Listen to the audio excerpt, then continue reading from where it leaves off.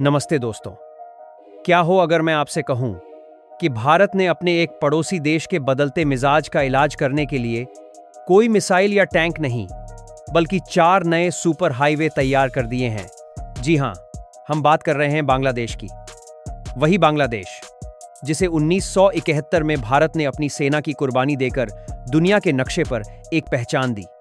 लेकिन आज वहां से भारत विरोधी आवाजें उठ रही हैं, और इन आवाजों के जवाब में भारत सरकार और भारतीय सेना ने एक ऐसा साइलेंट और पावरफुल मूव चला है जिसे देखकर बड़े बड़े डिफेंस एक्सपर्ट्स भी हैरान हैं। तो क्या हैं ये 4 हाईवे? कैसे ये सड़कें बांग्लादेश के लिए एक सीधा और साफ मैसेज हैं? और कैसे ये भारत को एक ही समय में 2 दुश्मनों से लड़ने की ताकत देती हैं? आज के इस वीडियो में हम खोलेंगे भारत की इसी हाईवे डिप्लोमेसी की हर परत को। तो सबसे पहले यह समझते हैं कि ये कौन से हाईवे हैं जिनकी इतनी चर्चा हो रही है। दोस्तों, ये कोई आम सड़कें नहीं हैं। ये हैं भारत के नॉर्थ ईस्ट यानी पूर्वोत्तर भारत में बॉर्डर रोड्स ऑर्गेनाइजेशन और NHIDCL द्वारा बनाए जा रहे वर्ल्ड क्लास स्ट्रेटेजिक हाईवे।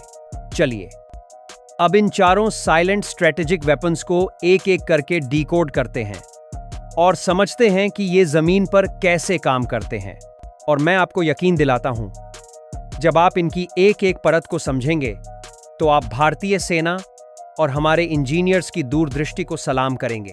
सबसे पहले बात करते हैं अरुणाचल की रीढ़ की हड्डी कहे जाने वाले ट्रांस अरुणाचल हाईवे की। यह लगभग 2400 किलोमीटर लंबा एक महत्वाकांक्षी 2 लेन का हाईवे है जो अरुणाचल के पश्चिमी छोर पर बसे तवांग को राज्य के पूर्वी हिस्से कनुबारी से जोड़ता है। आप कल्पना कीजिए कि यह एक ऐसी माला है जो पूरे अरुणाचल प्रदेश को एक ही धागे में पिरो देती है। इसे बनाने का जिम्मा किसी एक संस्था का नहीं, बल्कि NHIDCL, BRO और राज्य के PWD जैसी कई एजेंसियों ने मिलकर उठाया है। इस विशालकाय प्रोजेक्ट पर हजारों करोड़ रुपए खर्च हुए हैं, जो इसकी अहमियत को दिखाता है। कागज पर इसका पहला मकसद तो राज्य के लोगों के लिए विकास और कनेक्टिविटी लाना है, लेकिन इसका असली रणनीतिक मकसद हमारी सेना को राज्य के अंदरूनी हिस्सों में तेजी से मूवमेंट करने की वो क्षमता देना है जो पहले कभी मुमकिन नहीं थी। लेकिन भारत सरकार और सेना ने सोचा, ये तो सिर्फ शुरुआत है। ये हाईवे राज्य को तो जोड़ता है, पर यह बॉर्डर से थोड़ी दूरी पर है। अगर दुश्मन सीमा के और भी करीब, बिल्कुल हमारी फॉरवर्ड पोस्ट्स के पास कोई हरकत करे तो क्या हमारे पास कोई ऐसा रास्ता है जो बिल्कुल बॉर्डर के साथ साथ दुश्मन की नजरों के सामने हमारी सेना को एक जगह से दूसरी जगह ले जा सके? बस इसी सवाल का जवाब है हमारा दूसरा और इससे भी ज्यादा खतरनाक हथियार, अरुणाचल फ्रंटियर हाईवे। यह लगभग 1748 किलोमीटर लंबा हाईवे है जो ट्रांस अरुणाचल हाईवे के भी आगे भारत चीन की मैकमोहन लाइन के बिल्कुल समानांतर चलेगा। यह अरुणाचल के बोमडिला से शुरू होकर म्यांमार बॉर्डर के पास विजयनगर तक जाएगा। एक तरह से यह चीन बॉर्डर पर भारत की एक अभेद्य लक्ष्मण रेखा होगी। इस बेहद मुश्किल प्रोजेक्ट को बनाने का जिम्मा मुख्य रूप से BRO और NHIDCL के फौलादी कंधों पर है, और इसका बजट सुनकर आप हैरान रह जाएंगे। अनुमान है कि इस पर लगभग 40,000 करोड़ रुपए खर्च होंगे। इसका मकसद साफ है, लैटरल मूवमेंट, यानी हमारी सेना एक ही हाईवे का इस्तेमाल करके बॉर्डर के एक कोने से दूसरे कोने तक पहुंच सकती है, वो भी मैदानी इलाकों में वापस आए बिना। अगर चीन किसी एक सेक्टर में दबाव बनाता है तो हम दूसरे सेक्टर से तुरंत वहां फोर्स भेजकर उसे चौंका सकते हैं। अब सोचिए, आपने बॉर्डर के पास दुनिया के 2 सबसे शानदार और महंगे हाईवे तो बना लिए। आपकी सेना की मूवमेंट की क्षमता कई गुना बढ़ गई। लेकिन अगर इन हाईवेज तक पहुंचने का रास्ता ही सर्दियों में बंद हो जाए तो?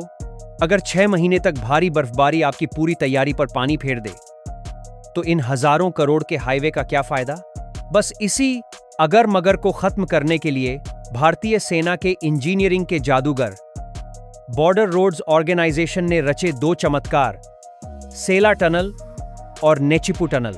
सबसे पहले 13,000 फीट की ऊंचाई पर बनी सेला टनल, जो असम के गुवाहाटी को अरुणाचल के तवांग से ऑल वेदर कनेक्टिविटी देती है।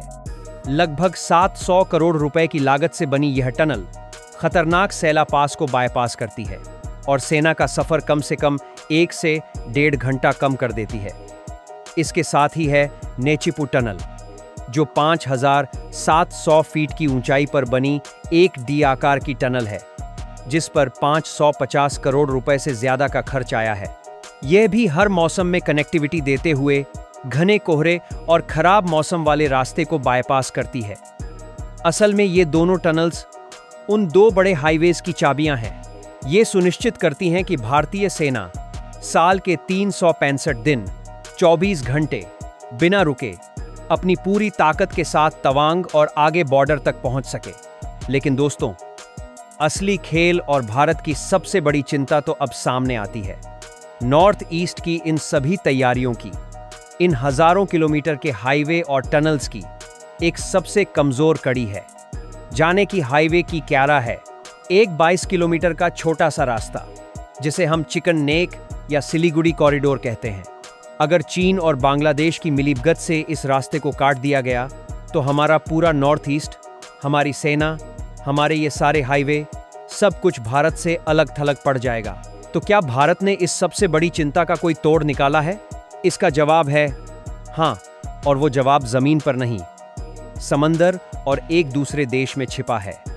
यहीं पर एंट्री होती है हमारे चौथे और सबसे शातिर हथियार की, Kaladan multi modal transit transport project. इसे आसान भाषा में समझिए। भारत के कोलकाता पोर्ट से सामान जहाज में लोड होकर समंदर के रास्ते म्यांमार के सितवे पोर्ट पहुंचेगा, जिसे भारत ने ही विकसित किया है। वहां से यह सामान कलादान नदी के रास्ते पलटवा तक जाएगा और फिर पलटवा से एक शानदार हाईवे के जरिए सीधा भारत के मिजोरम में एंट्री करेगा। यह भारत और म्यांमार का जॉइंट प्रोजेक्ट है, जिसकी फंडिंग भारत के विदेश मंत्रालय ने की है और इसकी कुल लागत लगभग 3200 करोड़ रुपए है। इसका मकसद है स्ट्रैटेजिक चेकमेट, यानी अगर दुश्मन चिकन नेक पर बुरी नजर डालता भी है तो भी भारत अपने पूरे नॉर्थ ईस्ट को समंदर और म्यांमार के रास्ते सप्लाई भेज सकता है, व्यापार कर सकता है और सेना को भी मूव कर सकता है। यह चिकन नेक पर हमारी निर्भरता को जड़ से खत्म करने की क्षमता रखता है। तो देखा आपने कैसे ये चारों प्रोजेक्ट्स एक दूसरे से जुड़े हैं। एक हाईवे राज्य को जोड़ता है, दूसरा बॉर्डर को सुरक्षित करता है, टनल्स उन तक पहुंचने का रास्ता बनाती हैं और कलादान प्रोजेक्ट उस पूरे इलाके को फेल सेफ बना देता है। यह है नए भारत की 360 डिग्री स्ट्रैटेजिक प्लानिंग। अब सब, अगर आपको यह वीडियो पसंद आया तो इसे लाइक और शेयर करें और हमारे चैनल को सब्सक्राइब करना न भूलें। मिलते हैं अगले वीडियो में। जय हिंद।